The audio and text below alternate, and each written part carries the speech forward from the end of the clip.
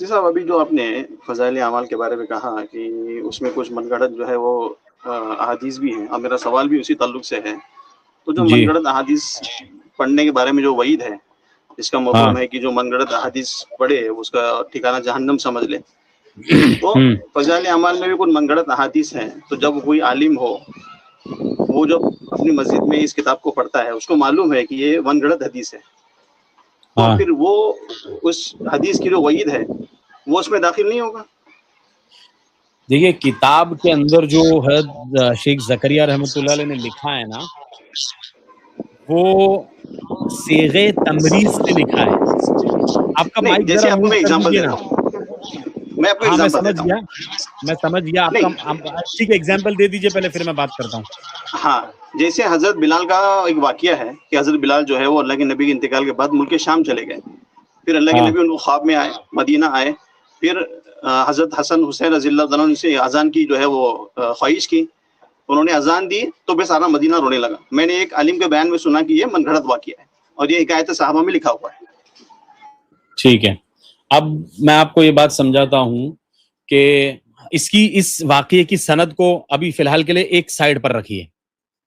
جو آپ نے حدیث بیان کی کہ من کذب علی متعمدا فلیتبوأ مقعدہ من النار، کہ جس نے مجھ پر عمدن جھوٹ بولا وہ اپنا ٹھکانہ جہنم میں بنا لے. آپ اس حدیث کے اندر غور کرو، اس حدیث کے الفاظ کیا ہے. جس نے میرا نام لے کر میری طرف منسوب کر کے جھوٹ بولا، وہ اپنا ٹھکانہ جہنم میں بنا لے. یہ جو آپ نے حضرت بلال کا واقعہ بیان کیا ہے، اس میں تو کوئی بات آپ صلی اللہ علیہ وسلم کی طرف منسوب ہوئی نہیں. تو اس بات کے اندر یہ حدیث بیان کرنے کی وجہ سے کوئی آدمی اس وعید کے اندر داخل نہیں ہوگا. سمجھ میں آیا؟ کیونکہ یہ حدیث مرفوع ہے ہی نہیں. جو اصول حدیث کے جو طلبہ ہیں وہ جانتے ہیں کہ آپ صلی اللہ علیہ وسلم کی طرف جب کوئی بات کو منسوب کیا جاتا ہے اس کو حدیث مرفوع کہتے ہیں. تو یہ حدیث مرفوع نہیں ہے. تو جب حدیث مرفوع نہیں ہے تو وہ اس وعید کے اندر داخل نہیں ہوگی. ٹھیک ہے. دوسری بات، جو بہت ساری ایسی حدیثیں ہوتی ہیں جس میں آپ صلی اللہ علیہ وسلم کی طرف وہ ڈائریکٹ بات پہنچتی ہے، تو اس میں محدثین کا طریقہ یہ ہے کہ وہ صیغہ تمریز استعمال کرتے ہیں. یعنی وہ کہتے ہیں کہ ایک حدیث میں آیا تھا، ایک حدیث میں اس طرح آیا ہے، روایت میں اس طرح ملتا ہے. وہ یہ نہیں کہتے کہ آپ صلی اللہ علیہ وسلم نے بیان کیا. جب وہ یہ کہیں گے نا کہ آپ صلی اللہ علیہ وسلم نے بیان کیا یا آپ صلی اللہ علیہ وسلم نے یہ کہا، اس وقت وعید جو ہے نا اس وقت وہ آدمی وعید میں داخل ہو جائے گا. لیکن اگر وہ صیغہ تمریز استعمال کر رہا ہے کہ ایک روایت میں اس طرح آتا ہے، فضائل اعمال کے اندر آپ دیکھو بار بار آپ کو یہ جملہ ملے گا، ایک روایت میں اس طرح آتا ہے، ایک حدیث میں اس طرح آتا ہے. تو یہ جان بوجھ کر حضرت شیخ الحدیث رحمۃ اللہ علیہ صیغہ تمریز استعمال کرتے ہیں تاکہ آپ صلی اللہ علیہ وسلم کی طرف نسبت کرنے سے بچیں، جھوٹ کی نسبت کرنے سے بچ جائے. کیونکہ اگر یہ حدیث جھوٹی ہوگی تو آپ صلی اللہ علیہ وسلم کی طرف نسبت کرنے پر سخت وعید ہے. اس سے بچنے کے لیے صیغہ تمریز استعمال کیا جاتا ہے. ٹھیک ہے. تو اس کا مطلب یہ ہے کہ فضائل اعمال میں ایک بھی من گھڑت واقعہ ہے، ایک بھی من گھڑت حدیث نہیں ہے. آپ ایسا بولنا نہیں، چاہتے ہیں؟ میں ایسا نہیں کہہ رہا ہوں میرے بھائی، میں ایسا نہیں کہہ رہا ہوں. میں نے ایک اصول آپ کو بتایا ہے کہ محدثین کا طریقہ یہ ہوتا ہے. کچھ روایات، کچھ احادیث ایسی ہیں جو من گھڑت ہیں، ان سے بچنا چاہیے اور ان کو بیان نہیں کرنا چاہیے. اور جب ابھی جو پرنٹ ہو رہی ہے نا فضائل اعمال، تو میرا مشورہ تو یہ ہے کہ جو لوگ پرنٹ کرنے والے ہیں، جو پبلشرز ہیں، ان کو چاہیے کہ جو من گھڑت حدیث ہے اس کے اوپر لال کلر کا کوئی نشان لگا دے اور نیچے ایک فٹ نوٹ لگا دے کہ بھائی یہ حدیث من گھڑت ہے، تاکہ لوگ اس کو بیان کرنے سے بچیں. یہ صحیح طریقہ ہے. نہیں، پرابلم یہ ہوتا ہے کہ بڑا عالم، بڑا مفتی بھی اس من گھڑت واقعے کو، حدیث کو جو ہے پڑھتا ہے لوگوں کے سامنے، تو لوگوں کو لگتا ہے کہ it's okay, we can read, کیونکہ مفتی صاحب پڑھا ہے.